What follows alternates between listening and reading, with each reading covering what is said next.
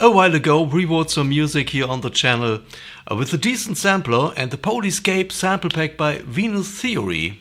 And today I want to continue that project, arrange and mix the track, make it sound richer and hopefully better than the demo. And I will show you some key moments and talk about some general ideas I have when I'm trying to produce my music. So welcome to the Ground Noise, and if you're into creative music making content, don't forget to like and subscribe. That's totally free here on YouTube and it helps me a lot. Oh, and for the books, this is the first video I make after crossing the 1000 subscriber mark here on YouTube. What can I say? Thank you very much, guys. Thank you for your support. Okay, now let's see what we have here. My first step is to look into all the MIDI parts and make corrections if necessary. For example, this piano part is only meant to lay down the chords, so I straighten everything and also add some bass notes to make the part a bit beefier.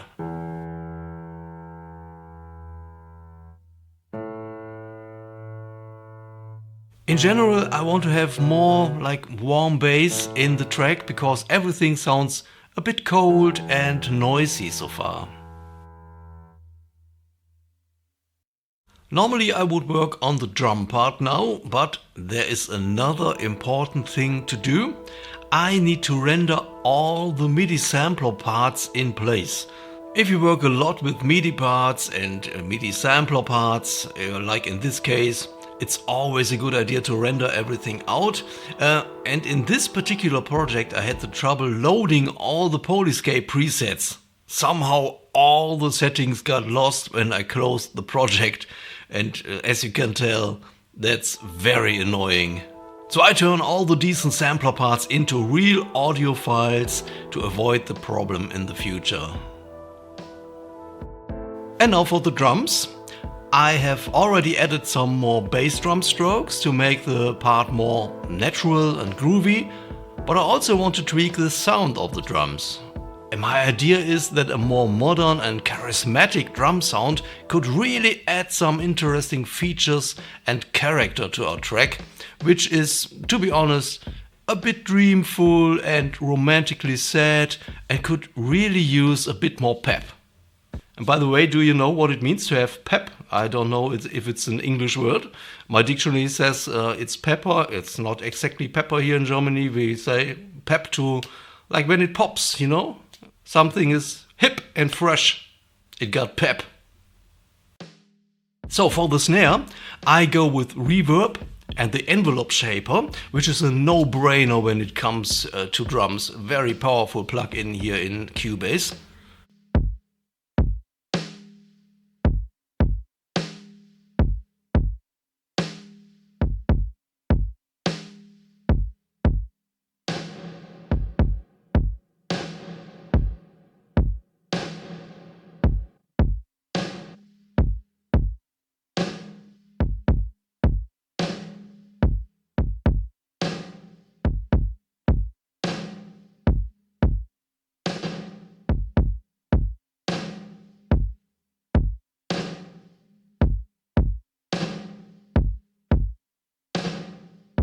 And the kick drum gets some distortion and, believe it or not, a chorus.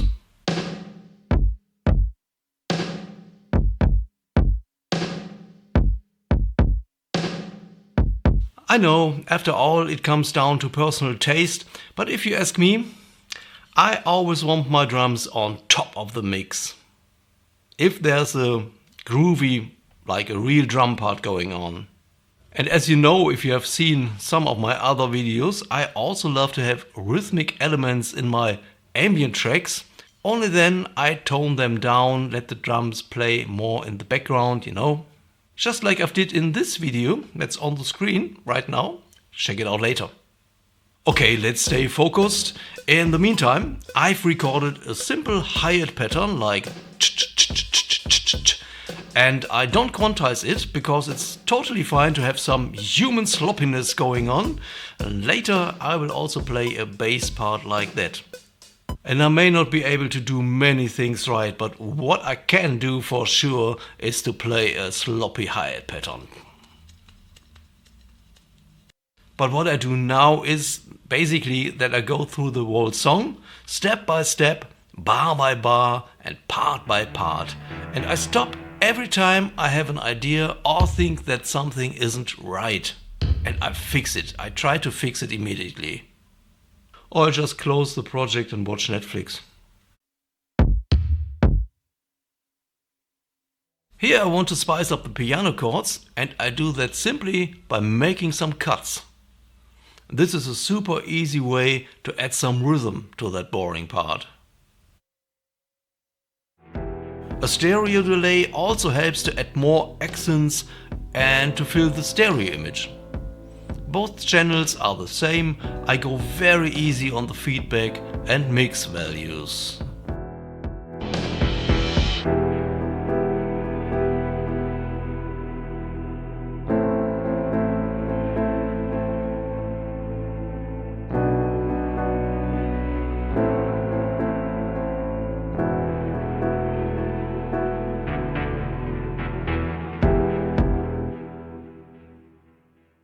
And here I have a problem with the transition between these sections.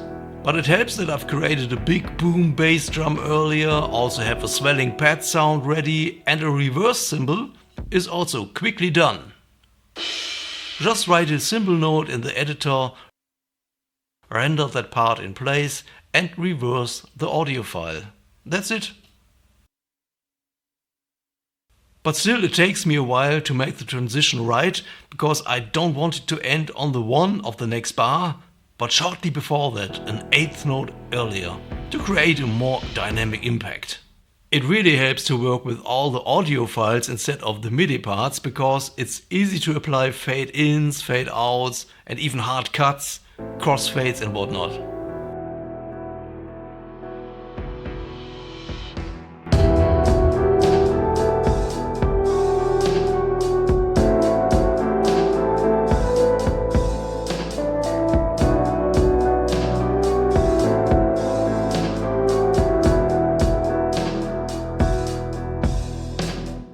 And there's another arrangement trick that works perfectly in this track with this melody. I love to do that when a melody ends kind of early, like this one here, leaving the last bar of the section empty, and it takes forever to wait for the typical 8-bar loop to come to an end. No, I cut away that last empty bar. Now it's only 7 bars, and this will create a nice surprising moment, and the melody starts all over again immediately.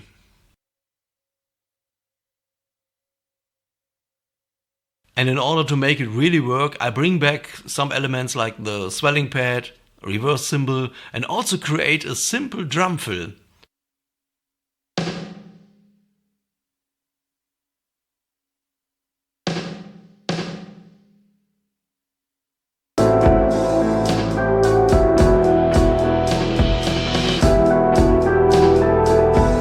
Because that's exactly what drum fills are made for, am I right? Okay, let's catch some breath, because this video is pretty long, I think, but it's perfect to fight your TikTok brain. And before I forget it, if you're new here and want to know how I wrote all these parts, there's a video. Just always check out the show notes, and for anything else, leave a comment in the down there. There are 3 more things that I did with this track that I just want to mention very quickly. First, I've doubled the piano melody with another piano that plays an octave higher. Second, I've made a bass sound with retro look in less than a minute and played a simple 8th note pattern. But as you can see, the second 8th note is always a bit longer, and I don't quantize this part. Don't worry, in case you cannot play like that for whatever reason, it's totally fine to simply write such a part into the editor. And third, I created another gap in the arrangement after the first round of melodies, just to have another surprising moment going on when everything else seems to be said and done.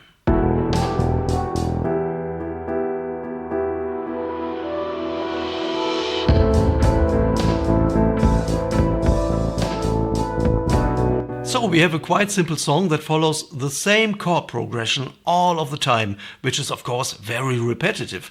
But a chord progression is, in my opinion, the least interesting element of a song anyway. Now let that sink in. Let's better recognize all the other things we've created. There is that dreamful sequence that started it all, that was the first part we wrote.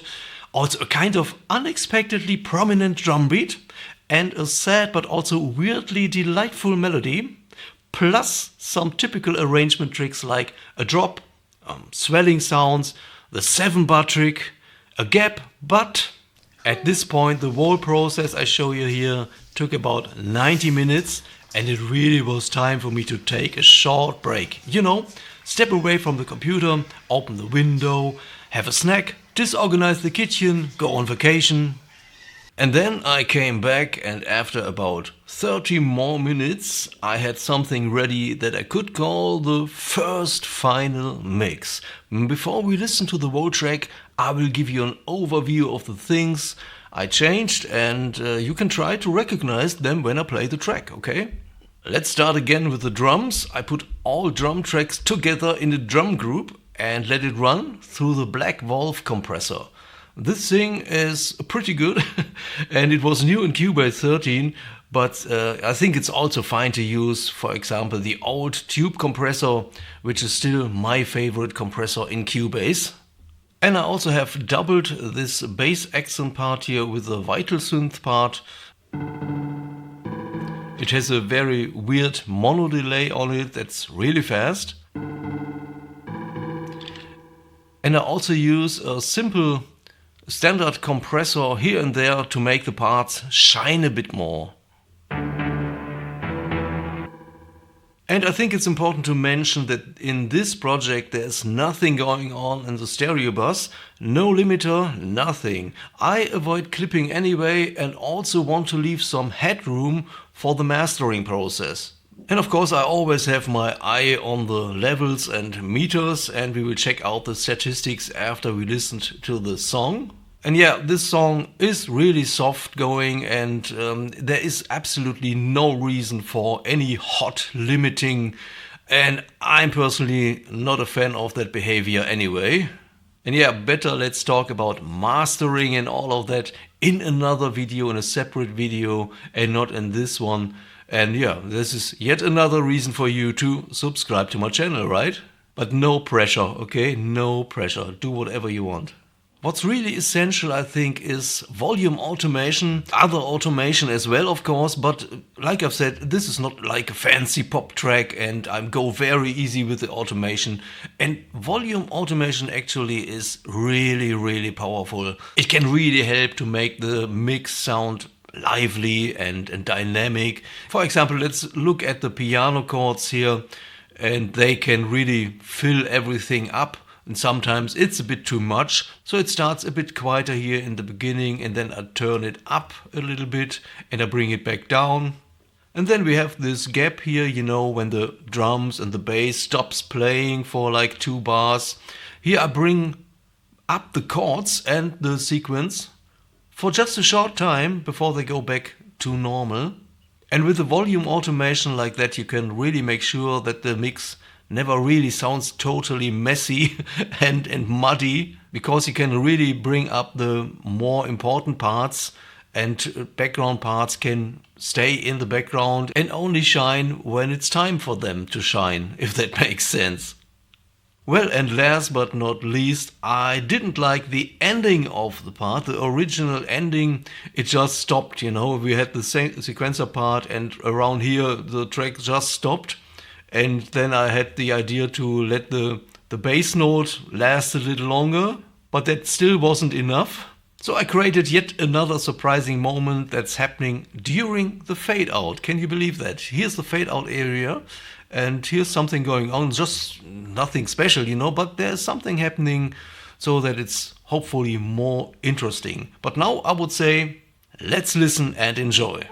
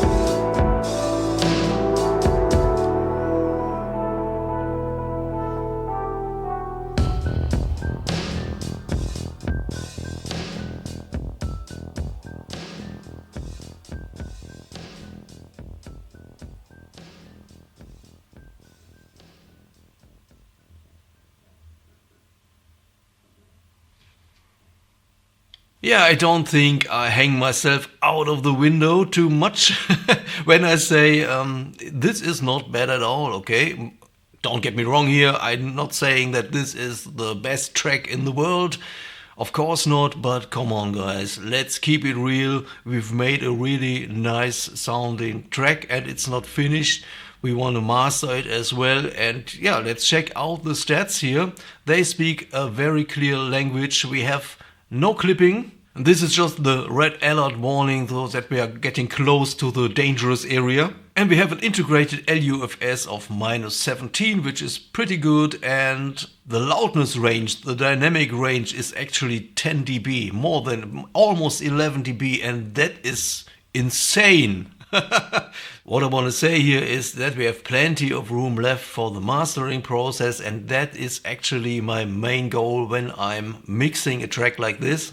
So what do you think? Let me know in the comments. I think it turned out pretty nice. You know, maybe I come back later in a week or so and I listen to the song with fresh ears, and then I will recognize some moments here and there that I don't like or not. You know, it can also happen that I think it's okay. It's just a snapshot of this moment we had together. And that's it for today. But don't be sad, there are plenty of other videos to check out. So long, my name is Marcus and I hope to see you soon in the next one.